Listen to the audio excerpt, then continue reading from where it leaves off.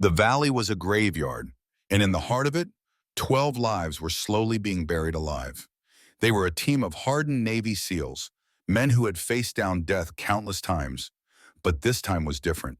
Trapped in a kill zone with no escape, their hopes dwindled with every shot fired. Then a new voice crackled over the radio, calm, measured, female. It was Captain Dana Prescott, a pilot who wasn't supposed to be there, a woman the SEALs privately dismissed as a rookie. But as her jet tore through the canyon with impossible speed, she was about to show them that a myth isn't born from fear, but from the quiet, terrifying precision of a hero who flies not for glory, but simply to keep others alive. The valley was a graveyard, not just in reputation, but in its very essence. Coringal Valley carved a deep scar into the earth, like someone had stabbed the world and left the wound unhealed. Jagged ridges split the horizon into cruel knife-like angles, their silhouettes cutting the sky into shards. Every sound carried unnaturally, bouncing between the walls so no one could tell where danger truly came from. Gunfire could feel like it was coming from everywhere and nowhere all at once. Right now, the valley was swallowing SEAL Team Echo whole. Lieutenant Mark Rollins, callsign Echo 1, had survived 6 combat deployments. He'd been on 3 direct action raids and rescued hostages twice. He'd heard bullets whistle past his helmet and seen things that kept most men awake at night. Yet this place, this cursed slice of earth, made his stomach tighten in a way no battlefield ever had. It wasn't that they were surrounded in any tactical sense. They weren't yet pinned in by a perfect circle of enemies.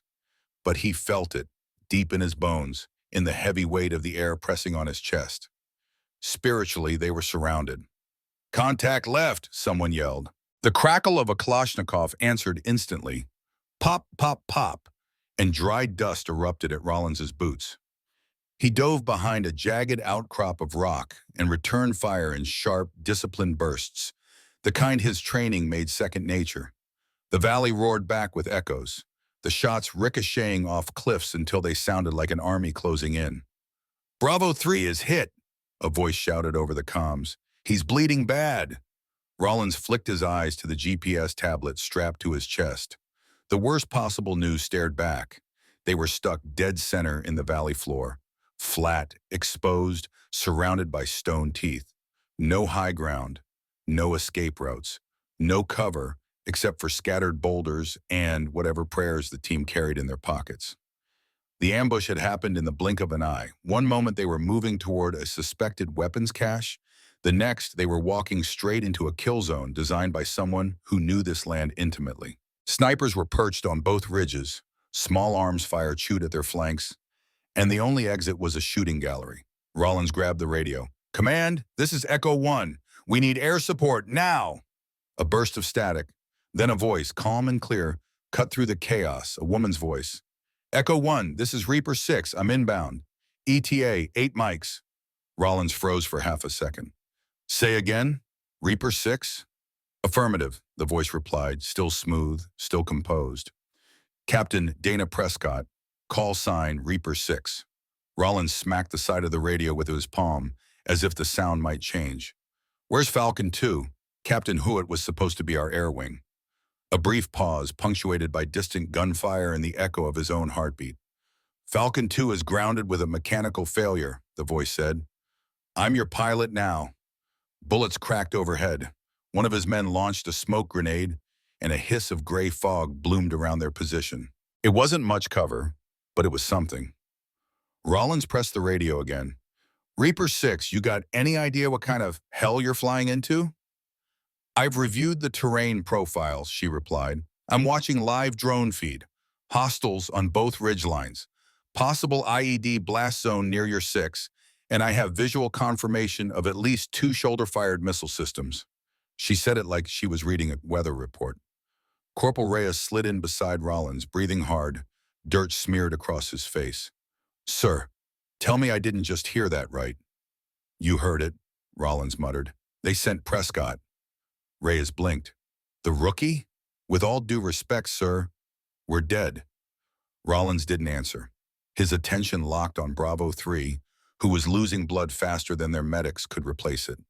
They didn't have time for debates. They didn't have the luxury of waiting for another pilot. They had one shot, and she was flying it. The Kringle wasn't just another mission zone. It was where aircraft went to die. Two Blackhawks had already been swallowed by this valley in the past year. Its narrow throat twisted winds into invisible fists that tossed helicopters around like toys. The insurgents knew it too. They planted anti-air teams along the ridges like vultures on a cliff. That's why Captain Hewitt never flew deep inside. He stayed high, dropped precision-guided ordnance from a distance, and lived to fly another day. If Captain Dana Prescott wanted to save Echo Team, she wouldn't get that choice. She would have to come in low. Fast. One pass. No second chances. Reaper 6, Echo 1, Rollins called, voice tight with urgency. This is a hot zone. I need confirmation you are clear to engage. ROE authorizes full payload.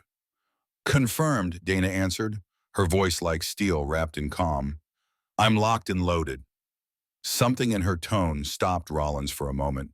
She didn't sound scared. She didn't sound reckless either.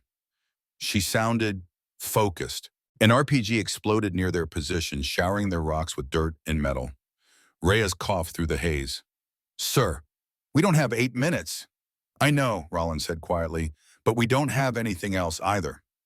A faint roar built in the distance. One of the SEALs looked skyward. Where the hell's that jet? It started as a low hum, distant thunder rolling in, but it was coming from the wrong direction. Not above the ridge. Lower. Rollins turned toward the north end of the valley and caught a flicker of movement. Sunlight flashing off metal just above the treetops. A contrail of fury sliced through the air. Holy hell, Reyes whispered. She's coming in low. Way too low. The sound swelled into a roar that drowned out the world.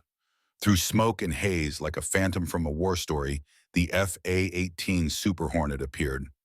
Banking inverted, kissing the valley floor at a speed that made his chest tighten.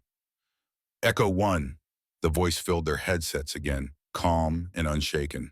Reaper 6 on station, weapons free. Before Rollins could reply, the valley erupted. Alone in her cockpit, Captain Dana Prescott kept her gloved hands steady on the FA-18's controls. Her breathing was calm, natural, not forced. She didn't need to psych herself up with adrenaline. She let her mind narrow to a single razor point. Precision. She knew what the others thought. Reaper 6 wasn't even scheduled to fly today. She wasn't supposed to be here. 27 minutes ago, she'd been in a hangar, running simulation drills for her next rotation, when Captain Hewitt's engine failure set off the alarm. She hadn't hesitated. Volunteering? Her commander had asked, eyebrows raised as she arrived in full gear. Yes, sir. You're 2 weeks into active ops. I spent 3 years analyzing this region for drone command, she said. I know the Kringle terrain better than anyone on this base. A long pause, then a single nod. Then get in the sky, Captain, and come back in one piece. Now, as the valley's green walls rose like jaws ready to close, Dana's HUD lit with topographic lines she already knew by heart. 2 ridges tight against each other, a natural choke point near the riverbed, multiple man-portable launcher positions marked by drone intel. This wasn't just a battlefield. It was a meat grinder. 12 lives depended on her, men she had never met, men who probably doubted her the second they heard a woman's voice on the comms. That didn't matter. She wasn't flying for their approval. She was flying to keep them alive. Her hands brushed the weapons panel.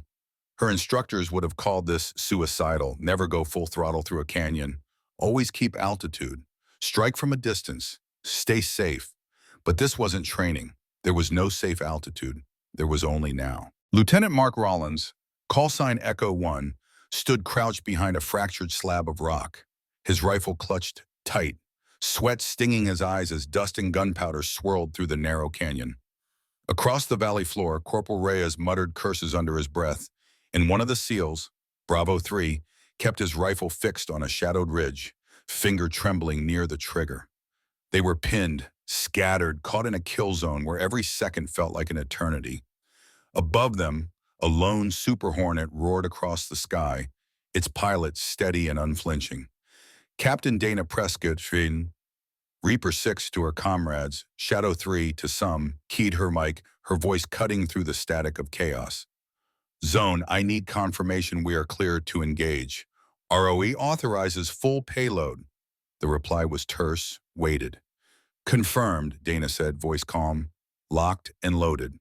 She saw them now, ghostly IR silhouettes blinking across her hoodie. Tiny figures scattered along the valley floor, huddled behind boulders, muzzle flashes spitting fire. Enemy heat signatures dotted the ridgelines, some dug in, some moving, all lethal. One silhouette twisted toward the sky, a shoulder-mounted launcher aimed straight at her. Dana rolled the Super Hornet onto its side, descending hard. Altitude warning shrieked. The AI co-pilot begged her to pull up, but she muted the alarm and committed. The wind knifed through the canyon like a living thing, shrieking between the jagged walls. Dust spiraled upward in wild, angry bursts. Deep shadows cut across her path, perfect for an ambush, perfect for a mistake.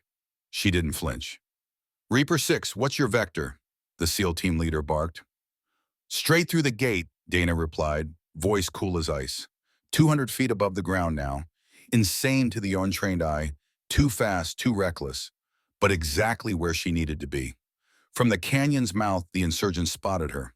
A few dove for cover, one fired a rocket. It spun harmlessly into the sky, missing by meters. Her targeting system blinked 3 red diamonds in unison. She toggled the payload. Fox 2, she whispered. 2 JDAMs detached and glided into a hillside bunker. A split second later, the mountain shook with a deafening boom. Smoke and rock belched into the air. Fox 3, a pod of precision-guided micromissiles streaked toward the opposite ridge. Explosions ripped through the trees, one after another, like a zipper tearing open the earth. Through the haze, she caught movement. A man spinning with a launcher. Too slow. Her 20mm cannon roared, a hail of metal shredding the weapon from his hands before he could aim. The valley trembled under the onslaught. Her jet tore overhead like a steel-winged phantom and was gone before the insurgents even processed their doom. Then silence, heavy and alien. On the ground, the SEALs froze. The gunfire had stopped. No more shouting, just the distant crumble of stone and the fading rumble of Dana's jet. What the hell was that? Reyes breathed, staring at the scorched ridgeline. One SEAL still aimed his rifle, finger rigid. Another's eyes glistened, not with fear, but awe. Lieutenant Rollins rose slowly, scanning the sky, then the damage, then the sudden quiet. His voice came out low, almost reverent. That, he said, was Reaper 6. The moment Dana Prescott breached the northern ridge, the air turned hostile. Turbulence hammered the Super Hornet from below. A crosswind caught her nose, 2 degrees off axis, threatening to smear her across the canyon wall. At this speed, a single misstep meant death. But Dana didn't panic. She had studied this corridor for weeks, the way it breathed, inhaling and exhaling in violent gusts. To survive it, you didn't fight the wind, you moved with it. Her cockpit rattled as she skimmed an outcrop, altitude flashing 183 feet, speed Mach 0.75. Targeting system hot, payload live. F-18 sensors lit up threat after threat. Heat signatures, shoulder-fired launchers, a 12.7mm machine gun wedged between pine trunks. They hadn't expected air support this deep. This was supposed to be a ground ambush, a slaughter. Instead, an angel of death descended on them. A corkscrew trail of smoke to her left. A SAM launch. Not today, she muttered. She rolled hard right into a spiraling dive. G-forces crushed her chest, blood fighting to reach her brain. The missile swerved, overcorrected, and slammed into the canyon wall in a flash of fire and shattered stone. Ahead, the SEALs came into view, blue diamonds blinking across her display. Scattered in a trench, flanked, one man down and bleeding. Echo 1, this is Reaper 6. I've got eyes on. Confirm priority target. Gunfire crackled through the comms before Rollins answered. Reaper 6, take out the eastern ridge. Repeat, east side bunker. RPG nests and that firing line. Copy, engaging. She zeroed in on the cliffside bunker, a hardened nest of sandbags and corrugated steel. JDAM armed, GPS and laser locked. She passed overhead and released. The ridge erupted. Smoke and debris thundered down the slope. Fox 3, her micro-missile streaked into the tree line. Explosions bloomed, setting the underbrush ablaze. Then, her mirror caught a flash. A second Sam, this one closer, faster. Instinct screamed. She yanked the stick, the harness biting into her shoulders as the jet groaned under the strain. Flares burst from her tail. The missile followed, hungry for heat. Come on! Come on! A blinding flare ignited. The missile veered off and detonated in the trees. Dana surged forward, back into the canyon's core, heart pounding but hands steady. Sweat trickled down her temple. Below, the SEALs were moving, not retreating but advancing, seizing the ground she'd cleared for them. Rawlins's voice carried a hint of relief. Target neutralized. You gave us breathing room. Still hot down there, Dana warned, eyeing the last ridgeline. I've got one more run in me, marking targets. Negative, but command cut in. You're at Fisena's threshold. Reaper 6, RTB. Copy, she answered, but her hand hovered over the throttle. She should leave. She had a safe exit. Then she saw it, a flicker of movement on the ridge, a sniper team crawling into position, the same kind of team that had killed her friend in Iraq 3 years ago. Dana Prescott locked in. Override command, she had said. One last pass for them. Her FA-18 spun in the sky with a grace that was almost terrifying, steel and fire moving like a predator. Down in the trench, Lieutenant Mark Rawlins and Corporal Reyes stared up, jaws tight, dirt streaked across their faces. What the hell is she doing? Reyes whispered, his voice trembling. Rawlins didn't answer. He already knew. Reaper 6, Captain Dana Prescott, wasn't following anyone's playbook but her own. She was flying on pure instinct now, on the razor's edge where skill meets defiance. The Hornet screamed back over the valley for one last thunderous run, its engines roaring like Judgment Day. Dana pressed the trigger in short, controlled bursts. 20-millimeter rounds erupted, slicing through the sniper nest that had pinned them down all afternoon. Dirt and steel blew apart in violent blossoms. The makeshift fortifications reduced to splinters and smoke. She came so low that Rawlins swore he saw her canopy shimmer in the sunlight, just for a heartbeat, and then she was gone again, banking hard, soaring upward like a hawk that had just tasted blood. Then, silence. No gunfire, no shouting, no screams, only the hiss of wind across the ravine and the distant rumble of her jet fading into the mountains. Echo 1, this is Reaper 6. Her voice crackled over the radio, calm and unshaken. Hostiles neutralized. You're clear. Rawlins stared at the empty sky. He thumbed the mic. Roger that, Reaper 6. Solid hit. We're still breathing. A pause, then her voice came again, softer. Glad I could help. And just like that, she was gone. Jet shrinking into the endless blue, leaving nothing but a thin trail of exhaust and a valley stunned into silence. Reyes exhaled a shuddering breath, like he'd been holding it for the last 5 minutes. That was insane. Rawlins nodded slowly, a faint smirk tugging at his lips. That was precision. That was instinct. That was... He hesitated, letting the words settle. That was Reaper 6. Silence was a strange thing in the Korungul Valley. For over an hour, the world had been nothing but thunder. Gunfire, grenades, rockets, men shouting and dying. Now, with a single pass, Reaper 6 had swallowed the war whole.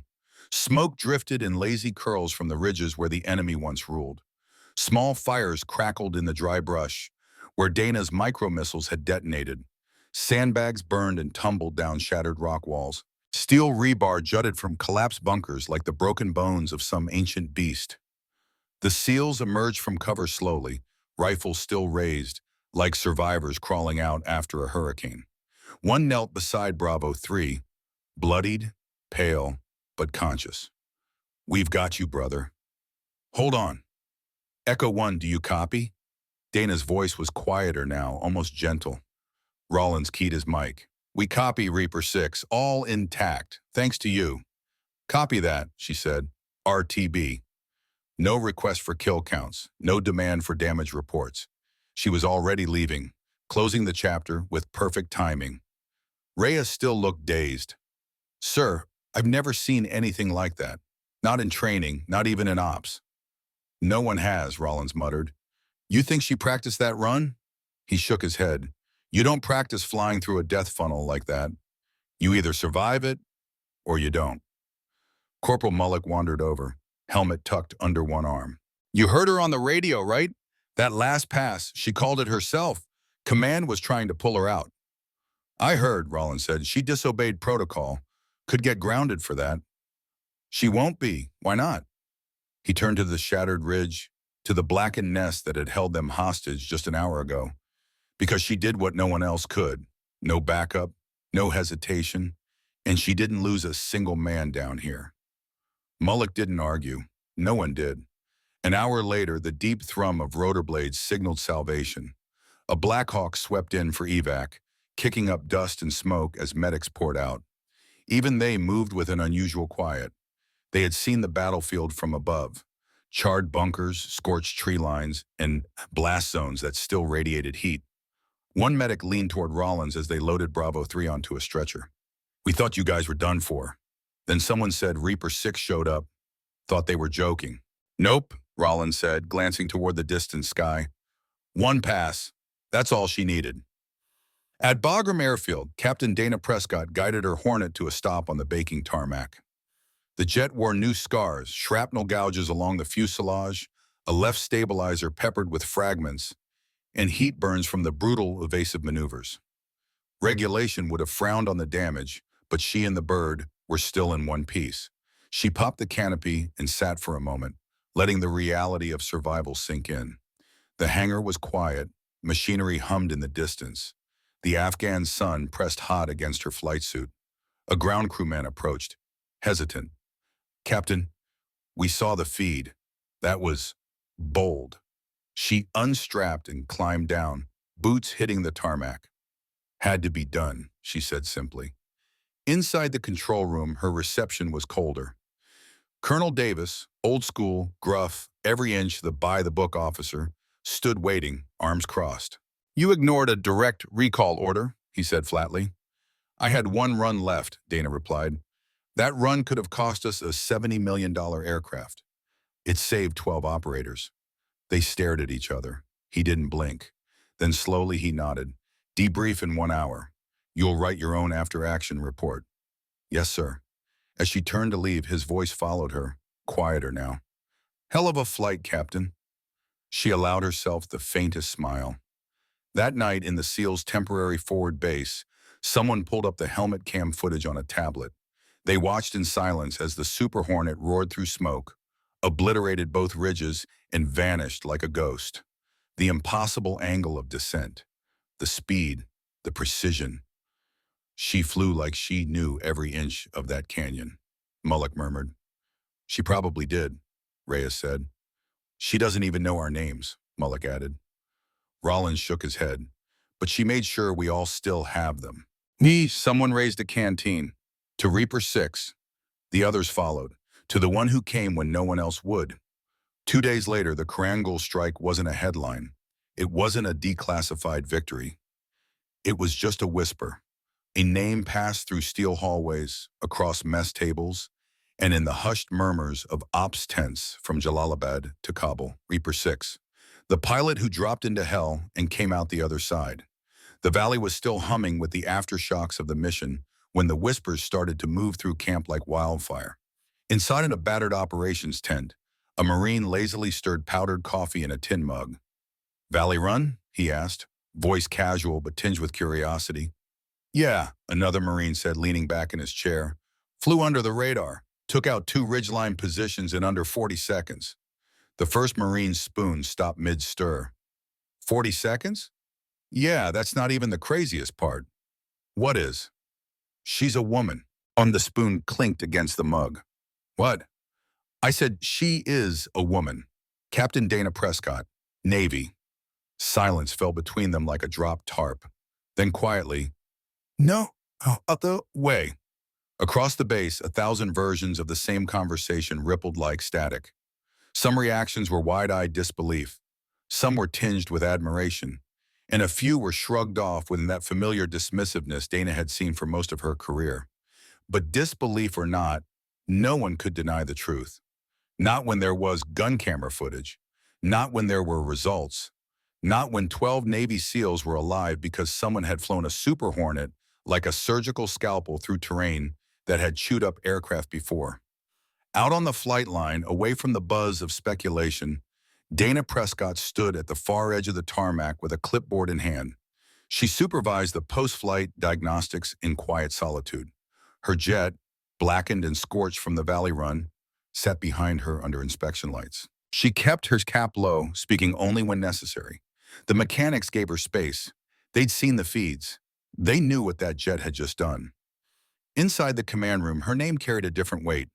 Colonel Davis leaned over a laptop, watching the grainy footage for the third time that morning. The video showed Dana's Super Hornet streaking through the valley, weaving between trees at barely 200 feet, then leveling out across the canyon floor. JDAMs and micro-missiles released in perfect, impossible timing. The intel officer standing beside him let out a slow, impressed exhale. "Sir, I've seen drone strikes that weren't that clean." Davis didn't answer immediately. His eyes stayed on the frame as Dana's jet skimmed the tree line. When he finally spoke, his voice was quiet. She knew that valley like it was part of her. The intel officer hesitated. "She overrode your recall order, sir, and she saved Echo Team. Are you gonna write her up?" Davis closed the laptop with deliberate care. "Send her in." 5 minutes later, Dana stepped into the room. Her posture was straight, her uniform crisp, her expression unreadable. No arrogance, no self-congratulation, just calm professionalism. "You asked for me, sir." Davis motioned to the chair across from him. "At ease, Captain." She sat, hands resting still on her thighs. No fidgeting. He tapped the folder on his desk. "Do you know how many rules you bent in that mission?" "Yes, sir." "And how many you broke?" "3. Officially 5 if you count the airspace deviation without dual authorization." "You sound like you've already written your own reprimand." "I've already written my report, sir." "And under mission outcome, what did you put?" Dana met his eyes evenly. 12 lives saved, 0 casualties. Davis leaned back in his chair. "There are people upstairs who think you're reckless, that you endangered a $70 million aircraft and compromised protocol." She didn't flinch. "I did what I was trained to do." "No," Davis said, almost begrudgingly. "You did what only a handful of pilots on this base would have the guts to try on." Silence stretched. Then he slid a sealed envelope across the desk. Dana picked it up. "What's this?" "Your transfer request, approved. Elite squadron out of Virginia, specialized ops, classified air support. They've been watching your sim scores, your drone coordination record, and now they've seen you in the field." Dana hesitated. "What if I say no?" "You won't," Davis said flatly, standing. "Dismiss it, Captain. And Dana, next time someone underestimates you, don't correct them. Let them stay stupid. It gives you the advantage." She nodded, saluted, and left without a word. Back in the SEAL's forward ops tent, Lieutenant Mark Rollins flipped through a small stack of Polaroids, still frames printed from helmet cam footage. One image showed the sky just after Dana's pass, her jet caught mid-roll, a blur of steel and fire against the horizon. Another photo captured the ridge erupting in smoke and flame, surgical and devastating. "She didn't even have a call-out team," Corporal Reyes muttered. "No AWACS, no wingman. She just flew in blind." "She wasn't blind," Rollins said quietly. "She saw everything we didn't." Mullock pointed at one image. "This one. That's the one we keep. Frame it." "No frame," Rollins said. "No caption. Just the photo. Let the next team ask about it." By the time the story reached the higher-ups, the legend had already sprouted legs. She'd flown nap of Earth through a box canyon, dodged 2 SAMs by instinct alone, dropped ordnance like she was painting a masterpiece, saved 12 SEALs in a single pass, and never cracked a smile. And when someone finally whispered, "Who is Reaper 6?" the answer came just as quietly. "That's a she." The flight line was silent as Dana climbed down from the Super Hornet's ladder. No applause, no congratulations, just the kind of hush reserved for things no one quite knew how to explain. Her jet looked like it had flown straight out of hell, wings streaked with carbon, flares and gunpowder, leaving scars across the fuselage. A crew chief finally broke the silence. You okay, Captain? Dana handed him her helmet. Jet needs new tires, she said simply. They melted on descent. Then she walked across the tarmac without looking back.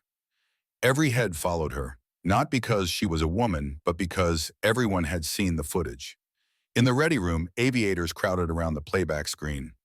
A wingtip camera froze mid-frame, valley blurred beneath, treetops streaking past, and her jet threading the gap like a needle through cloth. Someone hit play.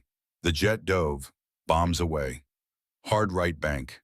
Missiles flared against rock as the ridge exploded in a perfect, deadly cascade. A pilot with 300 combat hours muttered, awestruck. She threaded that like a damn sewing needle. The commander of the 11th Tactical Wing shook his head slowly. That wasn't just a run. That was a message. Hours later, Dana sat alone in the cafeteria with a cold protein bar and half a cup of coffee. She preferred it this way, quiet, unseen. Glory and attention weren't her currency, sleep was. She unwrapped the bar and a chair scraped across from her. A shadow fell over the table. Lieutenant Rollins sat down without a word. For a moment, he just studied her face. You're the one, he said finally. Dana nodded once. Guess so. You knew we were boxed in? I read the drone feeds. You had less than 3 minutes. Rollins leaned back with a small, incredulous smile. We had a plan B. Lieutenant Mark Rollins, call sign Echo 1, watched her with a faint smile. No, you didn't, he said quietly. No, Dana replied, a corner of her mouth lifting. We didn't. For a moment, they just sat there, comfortable in the shared silence, not needing words. Then Rollins leaned back in his chair and said, there's a photo going around of your jet, fire rolling in the background, smoke everywhere. You've become a bit of a myth. Dana raised an eyebrow. I don't do myths. Well, too late. You earned one. She let out a small sigh. You want something, Lieutenant? He shook his head. Just wanted to see who you really were, to make sure the stories weren't overblown. Dana stood, brushing invisible dust from her sleeve. They usually are, she said, and began to walk away. Rollins murmured under his breath, almost to himself, not this time. That evening, the command center hummed with low voices and blinking monitors. Colonel Davis received a secure line from Langley. No name, no greeting. We saw the feed, the voice said, flat and certain. We want her. She's already been transferred, Davis replied cautiously. We want her removed again. We have an initiative, joint forces, unmanned integration. She fits the profile. She's not a machine, Davis said, his tone hardening. She's a person. She's both, the voice countered, which makes her rare. There was a pause, quiet, heavy. Reaper 6 has instincts we can't teach, the voice continued. Let us know when she's wheels up. The line clicked dead. That night, Dana Prescott, Reaper 6, stood outside her barracks beneath a sky washed silver by the moon. Flying had always been her escape. In the cockpit, she never had to prove herself. The jet didn't care if she was a woman. It didn't care about the cold stares in briefing rooms or the skeptical notes in her evaluations. The jet only cared about inputs and instincts. She trusted the jet, and lately she felt like maybe it finally trusted her back. She didn't hear the footsteps behind her until someone cleared their throat. Word is you're being reassigned, said Lieutenant Mayer, one of the flight controllers. Dana gave a slight shrug. Wouldn't be the first time. Not like this, he said. You'll be flying unmarked. No call sign, no squadron emblem, just black tape and red lights. She didn't flinch, didn't even look surprised. That's not flying, she said softly. That's disappearing. Why would you say yes? Dana turned to him fully now, eyes clear under the moonlight. Because someone will need it again. Some valley, some team, some place with no options left. And when they call for Reaper 6, I'd rather it still be me. Mayer nodded slowly. Then God help whoever's on the other side. At 200 hours, her transfer orders arrived. Destination, redacted. Mission profile, Tier 1 air interdiction. Authorization level, Omega Black. She packed light. No photos, no medals. Only her flight suit, her gloves, and a small titanium tag she never wore in public. Reaper 6, Deep Raycott. Before leaving the base, Dana made one last stop at the hangar. Her jet stood there, cleaned and repainted, but a faint scar still traced the nose. a memory of the valley. She ran a hand along the cockpit glass. "Won't be flying you again," she whispered. The overhead lights flickered once, as if the jet was answering. She smiled. At dawn, the transport lifted off without ceremony. No fanfare, no escort, just a silent bird carrying a woman who no longer officially existed. The new base didn't appear on any map, no insignias, no runway lights, just a scorched slab of tarmac carved into jagged mountains, somewhere deep in the African desert. This was where aircraft went when they ceased to exist, where pilots flew missions no one would ever confirm, where call signs meant nothing, only frequencies and targets. Captain Dana Prescott stepped off the transport with nothing but her helmet bag and the low hum of silence. A man in civilian clothes, salt gray hair, aviators, and a permanent scowl waited by a camouflaged hangar. "You're late," he said. "I'm here," Dana replied evenly. He nodded once. "Good enough." Inside, the facility smelled of steel and jet fuel. Shadows clung to the walls, and unmarked aircraft sat like predators in the dark, black, matte, stripped of all identifiers. Ghosts. "I'm Director Cormac," the man said. "Welcome to Spectre Flight." Dana raised an eyebrow. "You name your fleet after things that don't exist?" Cormac grinned. "Exactly. You'll be flying targets no one admits are real, over borders no one believes are crossed, protecting lives no one will ever know were in danger." "Just tell me where," Dana said. He handed her a sealed envelope. "Briefing in 1 hour. Earn it after." As he turned to leave, he added over his shoulder, "Oh, and Captain, your old call sign is retired. Out here, you're just Shadow 3. Dana said nothing. But she knew the sky would always remember her as Reaper 6. The first mission came fast. A CIA safe house in Yemen was under siege. A rogue militia had jammed satellites with Soviet-era radar disruptors. 2 American assets were trapped inside, bleeding and running out of time. The only option, a surgical strike, low and fast, over before anyone could even hear the engines. Dana memorized the terrain. The approach vector was insane, 40 feet of clearance between rock walls, 5 seconds to deliver the payload. She smiled under her mask. Just another valley. 41 seconds later, 4 targets were gone. Both Americans extracted alive. Officially, no one flew that night. No one but her. Weeks passed. Rumors spread through special ops channels. A jet with no call sign. A pilot who didn't miss. A voice on the comms cold enough to chill your blood. SEALs called her Ghost Wing. Rangers whispered that she was the one who flies when all else fails. CIA logs just wrote R6. None of it would ever reach the public. That was the point. In just 18 days, she flew missions in 5 countries. No injuries, no errors, no records. Only scorch marks, craters, and lives saved. But legends, no matter how buried, find a way to echo. One night, a package appeared outside Dana's door. No name, just black wrapping. Inside, a laminated photo. A jet banking hard over a burning ridgeline. Her contrail carving the sky. Below, 12 tiny figures sprinting toward extraction. On the back, written in thick black pen, "We'd be dead if not for you." Dana stared at the photo for a long time. It wasn't pride she felt. Not exactly. It was proof. Proof that even if the world would never know her name, someone did. That flight, that day, that jet, it still meant something. From that night on, she carried the photo tucked inside her vest.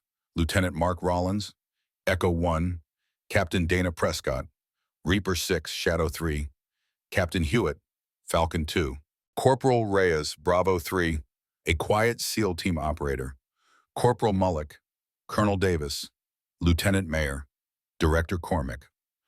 Spectre Flight, something's off. The radio crackled, quiet but urgent. High above northern Pakistan, the night sky was smooth and endless, broken only by the faint starlight on the wings of their jets. This was supposed to be a silent reconnaissance run. Eyes only, no contact, no heroics. The air was so still it felt like time itself had stopped. Then the warning blipped in Dana Prescott's headset. Radar signature, 32,000 feet. She checked again. A Chinese-made stealth drone, armed, pivoting directly into her flight path. Control's voice came, calm but clipped. Shadow 3, disengage. Return to silent flight. Dana's lips curved, but it wasn't a smile. Her eyes locked on the radar ghost. I've got the signature, she said, voice cool. I'm going to intercept. Negative, Shadow 3, Control snapped. You are not cleared for engagement. This isn't an engagement, Dana murmured almost to herself. It's a conversation, jet to jet. Her hand eased the throttle forward. Her fighter responded instantly, a predator awakening. The stealth drone twitched in the distance, banking, trying to flee. But Dana's jet was a whisper through the clouds, a flick of her wrist, a flash of metal under starlight. And she was above the drone. A hard roll, gravity pressed against her chest, and she dropped behind it like a shadow. Target lock achieved. No missile fired, no kill shot. Just a warning, sharp and silent. The drone hesitated, then banked away, retreating into the dark. Dana exhaled, rolling back toward the clouds, vanishing into their cold embrace. Control said nothing. For 14 full seconds, the radio was dead air. Then, Shadow 3 returned to base. When her wheels kissed the tarmac, Director Cormac was waiting beside the hangar, coat collar high against the night wind. His eyes were unreadable. You just threatened a foreign drone without firing a shot, he said. Dana popped the canopy, helmet in hand, her hair damp with sweat. Didn't need to, she said simply. I just reminded them we're still watching. Something like admiration flickered in his gaze. Then you're being pulled. Higher clearance. Washington level. Special assignment. Dana's shoulders slumped slightly. More silence. He nodded. She looked up at the endless night as if searching for the drone that had long vanished. Her voice was calm. Fine, but next time someone calls Reaper 6, she met his eyes. Don't pretend she's gone. Cormac allowed himself the faintest smile. We don't. The sky never forgets. They called it Echo Hall, a steel corridor buried deep beneath the Pentagon. No signs, no visitor logs, only a single door that demanded 3 layers of biometric clearance.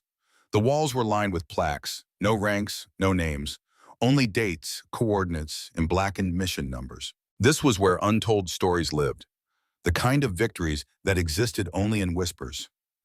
At the end of the hall, a single frame broke the pattern. Not bronze, not cold. A high-resolution satellite photo, color alive. A jet slicing across the Korean Valley. Beneath it, a caption. Reaper 6, July 22nd, 2020. Objective, Ghost Wind. 0 casualties. No one spoke her name aloud. They didn't have to. Every person who passed that frame knew exactly what it meant. Captain Dana Prescott never returned to a normal air wing. Her record sealed. Her call signs retired. Officially, she was reassigned to classified liaison support. In reality, she had become part of the most secretive unit the U.S. Air Force had ever birthed. Ghost Division Bravo. Pilots who flew in the gray space between nations, between agencies, and in wars that would never make the news. Dana flew nearly 120 missions in 2 years, each more covert, each more impossible. No medals, no handshakes, no photographs. But those who needed her always knew how to reach her. 3 years after the Korangal run, a young hotshot named Lieutenant Julian Torres arrived at a Black Ops detachment in the Aleutians. Brilliant in the air, reckless on the ground, he made a rookie mistake, asking the wrong question too loudly in a hangar full of silent legends. So, why does everyone still talk about this Reaper 6 ghost? Probably just some overhyped myth, right? The hangar went dead quiet. A senior pilot with steel gray hair walked over without a word and handed him a sealed folder. Inside, a single photo. The same photo from Echo Hall. Below it, in black ink, a single handwritten line. You're here because she was. Torres never asked about Reaper 6 again. Somewhere in Nevada, on an airstrip that officially didn't exist, Dana Prescott sat alone on a weathered bench outside a hangar, eyes on the horizon. 5 years had passed since the Korangal, since the day she'd broken protocol, banked hard into a death valley, and refused to let 12 men die. People called it legendary. She just remembered the stillness, the moment where instinct and duty became the same thing. Footsteps approached. General Madsen, the same man who had once grounded her for being too technical, not combat ready, sat beside her with a manila dossier. They want to name a training maneuver after your flight path, he said at last. Dana blinked. You're kidding. It's already approved. Prescott Pass, Valley Penetration Strike Simulation. A small laugh escaped her. And I bet they won't even tell the cadets it was flown by a woman. Madsen studied her. Not yet. He hesitated. Then quietly, they should. Across oceans and dusty forward bases, the story of Reaper 6 lived on in fragments and whispers. To SEALs, she was the angel over the valley. To drone operators, the jet that flew through walls. To the brass, a statistical miracle they could never replicate. But to the next generation of pilots, those who found her flight path in simulators or stumbled across her voice in forgotten recordings, she was proof. Proof that a single pass could change everything. Proof that sometimes when the rules said abort, instinct said go. Proof that precision didn't need applause. Years later, long after Dana had left active flight status, a young pilot named Collie Rhodes received a briefing for an advanced solo strike drill. Her instructor handed her the sim packet. We call this the Reaper run. Reaper? She asked, raising an eyebrow. The instructor only smiled. You'll find out. Collie flew the simulation, low, fast, threading a mountain corridor with barely seconds to lock and strike before clawing her way out of a death pocket. She landed with her heart still racing. Someone really flew that in combat? She asked. The instructor's answer was soft. Yeah, once. Saved 12 lives. Collie just whispered, damn. Far from bases and hangars, in a modest house outside Flagstaff, Dana Prescott kept no medals, no uniforms, no reminders of glory. Only one framed photo hung on her wall, the shot from the Korangol, laminated and scratched from years of quiet travel. Some mornings she'd sit with coffee in hand, staring at it, listening to the distant rumble of jets over the desert. And sometimes when the memory rose uninvited, she'd smile. Not because she wanted recognition, but because she knew she had once flown into a valley no one was supposed to survive and brought every soul back alive. The end.